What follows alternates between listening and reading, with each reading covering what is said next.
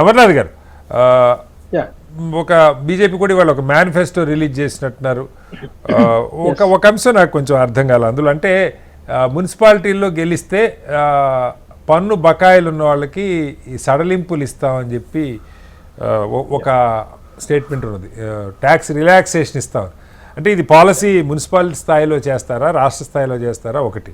రెండవది, మొత్తంగా ఈ రాజకీయ విమర్శ ఒకటి మీరు చూస్తూ ఉన్నారు. రాజకీయ విమర్శ భారీగా సరే ఈ ఫెవికా, ఎందుకంటే కాళేశ్వరంది మళ్ళీ మళ్ళీ మాట్లాడుకున్న ఒకసారి రాష్ట్ర ప్రభుత్వం అయితే మీకు అప్పగిచ్చి చేతులు కడుక్కున్నది. ముఖ్యమంత్రి గారు నిన్న కూడా దాన్ని ప్రస్తావించారు. 6 నెలలు అవుతుంది మేము అప్పగిచ్చి, ఇంతవరకు దాన్ని ముట్టుకోలేదు వాళ్ళు అని చెప్పి ముఖ్యమంత్రి గారు విమర్శిస్తూ ఉన్నారు. ఫెవికాల్ బంధం బీజేపీ బీఆర్ఎస్ చెప్పి అంటూ ఉన్నారు. ఏం చెప్తారు? మొదట శ్రీనివాసరావు గారు, మీకు, మన ప్యానెల్లో మిత్రులకు, ప్రేక్షకులందరికీ నమస్కారం.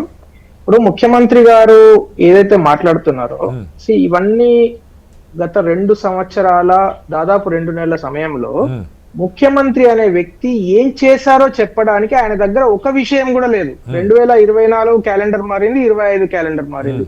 2 క్యాలెండర్లు మారినా కూడా 2 పైసల పని చేయని ముఖ్యమంత్రి కిషన్ రెడ్డి గారిని తిడతా, లేకుంటే మోడీ గారిని తిడతా, లేకుంటే అమిత్ షా గారిని తిడతా అని చెప్పడం తప్పితే ఈ 26 నెలల్లో ఏదైనా చేశారు అని చెప్తే, మొత్తం దేశంలో, నేను ఛాలెంజ్ చేసి చెప్తున్నా శ్రీనివాసరావు గారు, మొత్తం దేశంలో ఎస్టీపీ లేని మున్సిపాలిటీలు ఉన్న ఏకైక రాష్ట్రం తెలంగాణ. జిహెచ్ఎంసీ మినహాయించి ఎక్కడ కూడా ఎస్టీపీస్ ఎస్టాబ్లిష్ కాలేదు, సీవరేజ్ ట్రీట్మెంట్ ప్లాంట్స్. ఇప్పుడు మన తెలంగాణ వచ్చిన తర్వాత first urban development minister KCR గారు 9 నెలలో 10 నెలలో ఉన్నాడు. తర్వాత కేటీఆర్ గారు, తర్వాత ఇప్పుడు రేవంత్ రెడ్డి గారు. సో అయితే ముఖ్యమంత్రి లేకుండా ముఖ్యమంత్రి కుటుంబమే ఉన్న అర్బన్ డెవలప్మెంట్ మినిస్టర్, పట్టణాభివృద్ధి శాఖలో ఎస్టీపీలు కూడా కట్టలేని దౌర్భాగ్య స్థితులు తెలంగాణ ఉందా సార్? ఆ పెద్ద పెద్ద హోర్డింగులు, అద్దాలు పెట్టుకుని ఫోటోలు, భాషను రాయించుకుంటూ తప్పితే.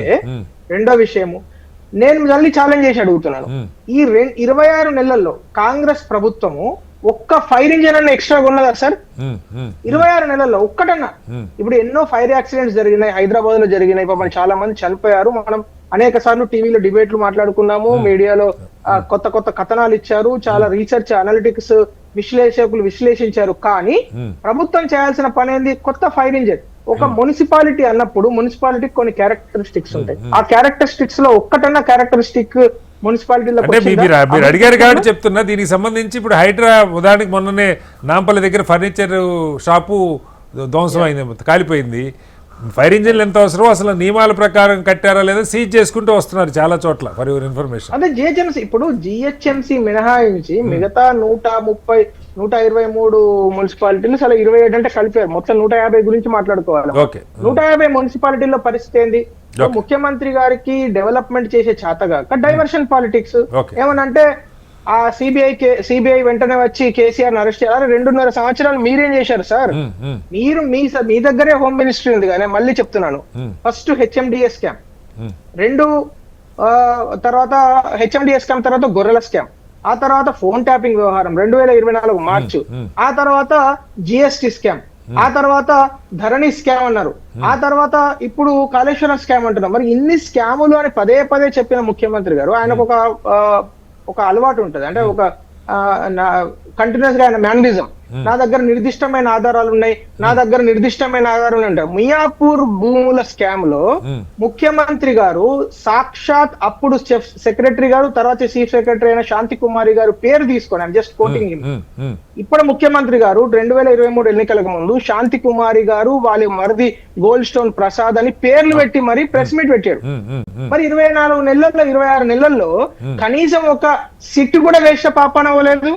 ఇప్పుడు ఈ 8 కేసులు నేను చదివిన కదా, ఈ 8 కేసులలో నేను ఛాలెంజ్ చేసి చెప్తున్నా, వెంకట్ గారు ఉన్నారు ఇప్పుడు ఇక్కడ, నేను ఛాలెంజ్ చేసి అడుగుతున్నాను, ఈ 8 కేసులలో కనీసం అప్పుడున్న కల్వకుంట్ల ఫ్యామిలీ, అప్పుడున్న ప్రభుత్వంలో ఉన్న కల్వకుంట్ల కుటుంబం కావచ్చు, మంత్రులు కావచ్చు, ఒక్క ఛార్జ్ షీట్ గానీ, ఒక్క ఎఫ్ఐఆర్ గానీ మరి ఎందుకు వేయలేదు?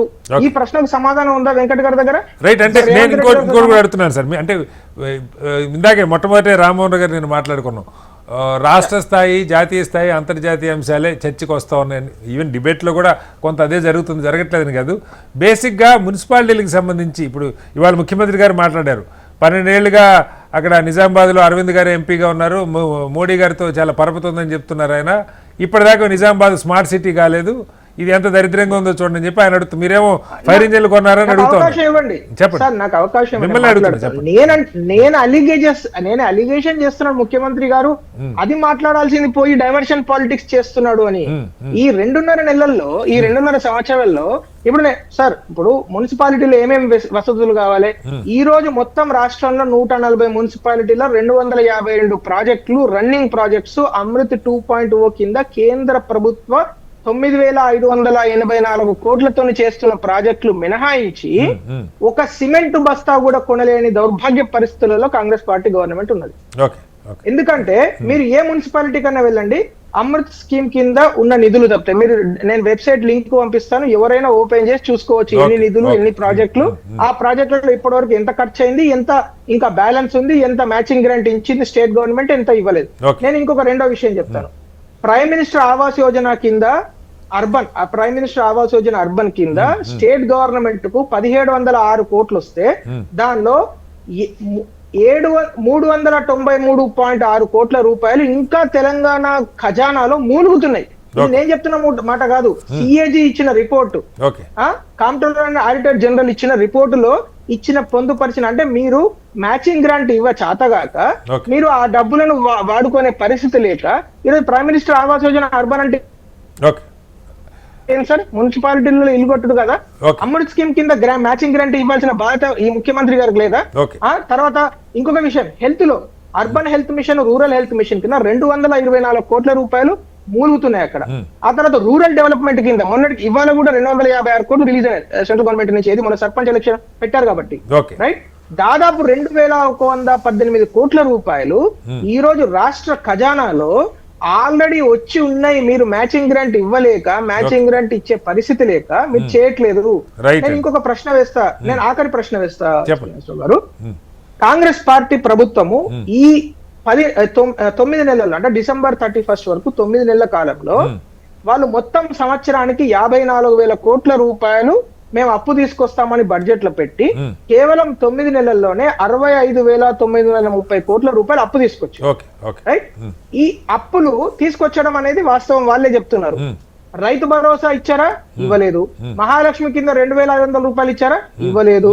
కనీసం యువకులకు యువ వికాసం కింద డబ్బులు ఇస్తామని అబద్ధాలు చెప్పి 43 లక్షల అప్లికేషన్లు తీసుకున్న కాంగ్రెస్ ప్రభుత్వము కనీసం ఒక్క మనిషికి కూడా 1 లక్ష రూపాయలు కూడా రిలీజ్ చేయలేకపోయింది యువ వికాసం కింద. ఆ తర్వాత అనేక స్కీములు పెండింగ్ పెట్టి మరి 65,900 ముఖ్యమంత్రి గారు చాలా పెద్ద లిస్టు కాదు సార్, ఇవాళ కూడా చాలా పెద్ద లిస్టు కాదు సార్. ఈ డబ్బులు అప్పు తీసుకొచ్చారు, మరి పేద ప్రజలకు ఇవ్వలేదు. మరి ఎవరి జేబులలోకి వెళ్ళింది? బడా కాంట్రాక్టులు. వినండి, బడా కాంట్రాక్టర్లకు పాత బిల్లులు అయితే 45% కమిషన్ తీసుకొని, కొత్త బిల్లులు అయితే 30% కమిషన్ తీసుకొని మీరు రిలీజ్ చేస్తున్నారు ఫండ్స్. ఆ డబ్బులు 18,000 కోట్ల రూపాయలు నెలకు వచ్చే ఆదాయము ఆ బడా కాంట్రాక్టర్లు ఇచ్చేందుకే మీరు ప్రయారిటీ పెట్టుకుంటే మరి మున్సిపాలిటీలకు ఎవరు ఇవ్వాలి, సర్పంచులకు ఎవరు ఇవ్వాలి, గ్రామ పంచాయతీలకు ఎవరు ఇవ్వాలి, పేద ప్రజలకు ఎవరు ఇవ్వాలి, సంక్షేమ ఫలితాలకు ఎవరు ఇవ్వాలి, మహాలక్ష్మి స్కీమ్ కింద 2,500 రూపాయలు ఎప్పుడు ఇవ్వాలి, యువ వికాసం కింద యువకులకు పైసలు ఎవరు ఇవ్వాలి? మరి ఇది ముఖ్యమంత్రి గారు చెప్పాలి కదా. రైట్ సార్, మళ్ళీ వస్తాను మీ దగ్గరికి. వెళ్ళడము, బట్ట కాల్చి మీద వేయడం కాదు. మా ప్రశ్నలకు సమాధానం చెప్పండి అని అడుగుతున్నాను. చెప్పండి మీ ప్రభుత్వం. రామ్మోహన్ గారు ఒక్క నిమిషం, మళ్ళీ వస్తాను మీ దగ్గరికి. ముఖ్యమంత్రి గారు ఏమో ఒక పెద్ద లిస్టు చదివారు ఇవాళ. మున్సిపాలిటీకి ఇంత ఖర్చు పెట్టాము, లేదా మహిళలు అసలు వాళ్ళు మెగా పవర్ ప్లాంట్లు పెట్టుకునే పరిస్థితి తీసుకొచ్చాము వాళ్ళంతమందిని, తర్వాత రైతుల అకౌంట్లు ఎంత వేసారు, ఇవన్నీ కూడా ముఖ్యమంత్రి గారు చాలా సాధారణంగా వివరించారు. కానీ చేయని వాటి గురించి అమర్నాథ్ గారు చెప్తా ఉన్నారు. ఏం చెప్తారు సార్? అమృత్ స్కీమ్ అనేది కేవలం తెలంగాణ కోసం పెట్టింది కాదు. ఇక్కడ ఉన్న 8 మంది బీజేపీ నాయకులు తెలంగాణ కోసమే తెచ్చింది కాదు సార్. దేశవ్యాప్తంగా పోతున్నది, దేశవ్యాప్తంగా ఏది రెగ్యులర్ స్కీమ్స్లో భాగంగా పోయే ప్రక్రియ సార్ అది. సో నేనేమంటున్నా అంటే, ఎస్ మేము ఇది ఇస్తున్నాం, ఇది చేస్తున్నాం అన్నారు కదా. ఒక చిన్న నేను లిస్ట్ చదువుతాను సార్. కేంద్ర పథకాల్లో కేంద్ర రాష్ట్రాల వాటా గతంలో ఎట్లుండే, ఇప్పుడు ఎట్లుండే అనేది ఒకసారి చిన్న కంపారిజన్ చేసుకుందాం సార్. సార్, గ్రామీణ ఉపాధి హామీ పథకం ఏదైతే వారు జీరాన్ని తీసుకొచ్చారో దాంట్లో కేంద్రంలో గతంలో 90% కేంద్రం మీద ఉంటే రాష్ట్రం మీద 10% ఉండే. ఇప్పుడు ఏమైంది? 60% కేంద్రం మీద ఉండి 40% రాష్ట్రం మీద అయింది. అదేవిధంగా PM గ్రామీణ సడక్ యోజన ఏదైతే మన ఊళ్ళలో రోడ్లు ఉంటాయి సార్, సింగిల్ రోడ్లు, అవి 90% ఏది మనకు కేంద్రం మీద ఉంది, 10% రాష్ట్రం మీద ఉంటే 60-40 అయిపోయింది. అదేవిధంగా ఐసిడిఎస్ అంటే మనకి ఇది చైల్డ్ అండ్ ఉమెన్ దానికి సంబంధించిన ఉంటుంది కదా సార్, అంగన్వాడీ సంబంధించిన. సో దాంట్లో 90-10 ఉంటే 60-40 అయిపోయింది. అదేవిధంగా నేషనల్ హెల్త్ మిషన్ ఉంది, దానికి 75-25 అయితే 60-40 అయిపోయింది. అదేవిధంగా పిఎం ఆవాస్ యోజన కింద 75-25 ఉంటే 60-40 అయిపోయింది. పిఎం ఫసల్ యోజన దాంట్లో 50-50 ఉంటే 25-75 అయిపోయింది. అదేవిధంగా మిడ్ డే మీల్స్ మన మధ్యాహ్న భోజనం పథకం ఏదైతే ఉందో దాంట్లో 75-25 ఉంటే 60-40 అయింది. అంటే కేంద్రం నుంచి రాష్ట్రాలకు రావాల్సిన వాటా విషయంలో తగ్గుదల చేసి రాష్ట్రాల నుంచి కేంద్రానికి తీసుకుపోయే జిఎస్టీ రూపంలో తీసుకుపోయే పైసలు ఉంటాయి కదా సార్, అవి ఎక్కువ చేసుకున్నారు. అంటే ఇది ఫెడరల్ స్ట్రక్చర్కి విరుద్ధము.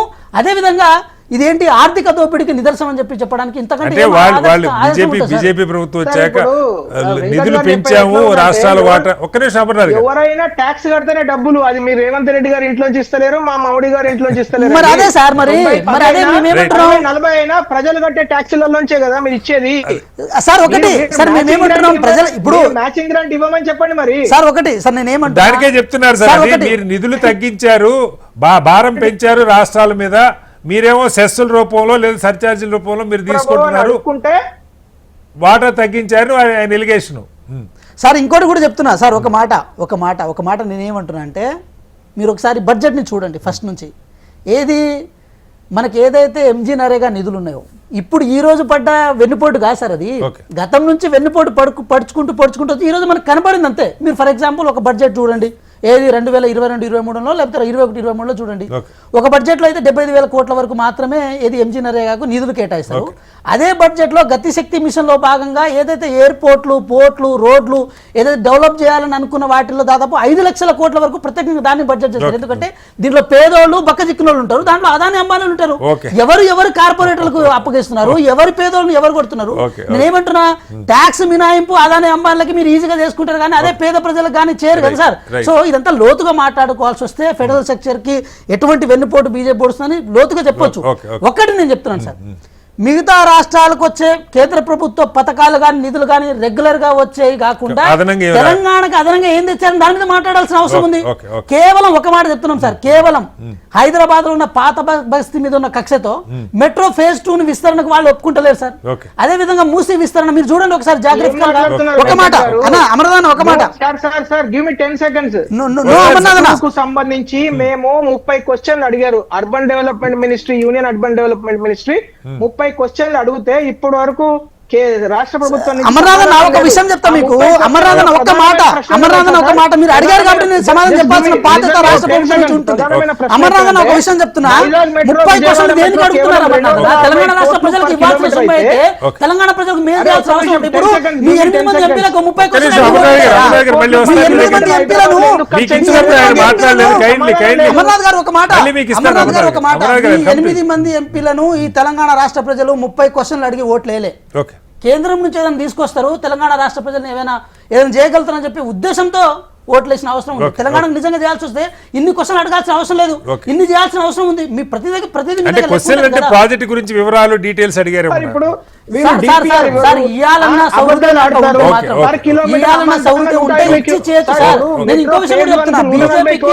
తెలంగాణ రాష్ట్రంలో ఓట్లు అడిగే అవకాశం ఉంటుంది. అది ఎప్పుడు తెలంగాణ రాష్ట్ర అభివృద్ధిలో. అమర్నాథ్ గారు ఒక విషయం, మీరు నేనేమంటున్నా అన్న, ఒక మాట, మీరు అడిగిన విషయాలకి సమాధానం చెప్పాల్సిన బాధ్యత నాకు ఉంది కాబట్టి నేను చెప్తున్నా. మీ టైం వచ్చినప్పుడు మీరు తప్పకుండా చెప్పండి. నాకు మీ మీద ఒక అపారమైన రెస్పెక్ట్ అయితే ఉంటుంది, ఆ విషయంలో ప్రాబ్లం లేదు.